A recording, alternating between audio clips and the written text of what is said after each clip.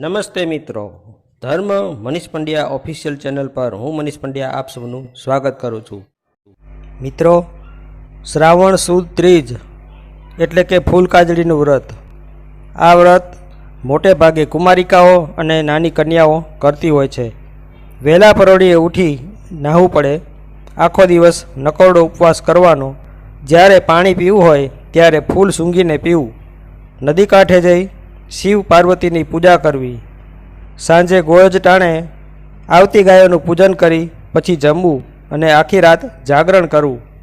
તો આવો સાંભળીએ ફૂલ કાજળી વ્રતની કથા. કોઈ એક નગરમાં એક બ્રાહ્મણ અને બ્રાહ્મણી રહેતા. તેમને ત્યાં એક કન્યાનો જન્મ થયો.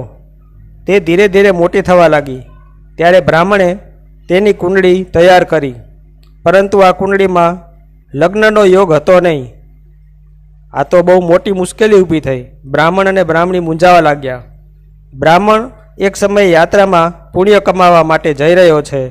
ત્યારે નદી કિનારે તેણે નાની બાળાઓ અને કુમારિકાઓને શિવ પાર્વતીજીનું પૂજન કરતી જોઈ. આ બાળાઓ વારંવાર ફૂલ સૂંઘતી અને પછી જલપાન કરતી હતી. આથી બ્રાહ્મણદેવને આશ્ચર્ય થયું.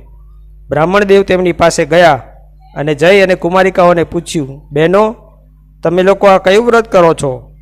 ત્યારે કુમારિકાઓએ કહ્યું, શ્રાવણ સુદ ત્રીજના દિવસે થતું આ ફૂલ કાજળી વ્રત છે.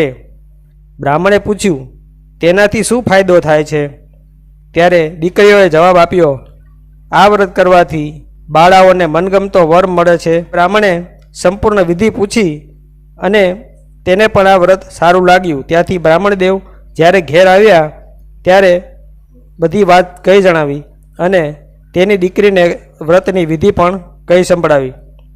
બીજા વર્ષે જ્યારે શ્રાવણ મહિનો આવ્યો ત્યારે બ્રાહ્મણની પુત્રીએ આ વ્રત સાચી શ્રદ્ધા, ભાવ અને મનથી કર્યું. મહાદેવ અને પાર્વતીજી તેના આ વ્રતથી ખૂબ જ પ્રસન્ન થયા. શિવ પાર્વતીએ તેનું ભાગ્ય પલટાવી નાખ્યું. દીકરી જ્યારે મોટી થઈ ત્યારે તેના માટે માગા આવવા લાગ્યા. બ્રાહ્મણ હવે સમજી ગયો કે શિવ પાર્વતીજીના ફૂલ કાજળી વ્રતનો જ આ પ્રભાવ છે. કન્યાને સુયોગ્ય વર મળે છે અને આ કન્યા સુખી લગ્ન જીવન પસાર કરવા લાગે છે. ત્યારથી બ્રાહ્મણ બ્રાહ્મણીને આ વ્રતના પ્રભાવ પર સંપૂર્ણ શ્રદ્ધા બેસી ગઈ. હવે બ્રાહ્મણ બ્રાહ્મણી શિવ પાર્વતીજીનો ઉપકાર માની પ્રાર્થના કરવા લાગ્યા. આપનું ફૂલ કાજળી વ્રત કરનારને સાસરિયામાં સુખ શાંતિ મળે અને યોગ્ય જીવનસાથી મળે એવું કરજો. ત્યારે શિવ પાર્વતીજીએ પ્રસન્ન થઈ અને તથાસ્તુ કહી એવું વરદાન આપ્યું અને ત્યારથી આ ફૂલ કાજળી વ્રત ઉજવાતું આવ્યું છે અને અનેક કન્યાઓ અને દીકરીઓ, નાની બાળાઓ આ વ્રત કરે છે. તો મિત્રો, જો આપને આવા વિડીયો પસંદ હોય, આપને આવી ધાર્મિક વાર્તાઓ, પ્રસંગો સાંભળવા ગમતા હોય તો આ ચેનલને લાઇક, શેર અને સબસ્ક્રાઈબ કરજો. ધન્યવાદ.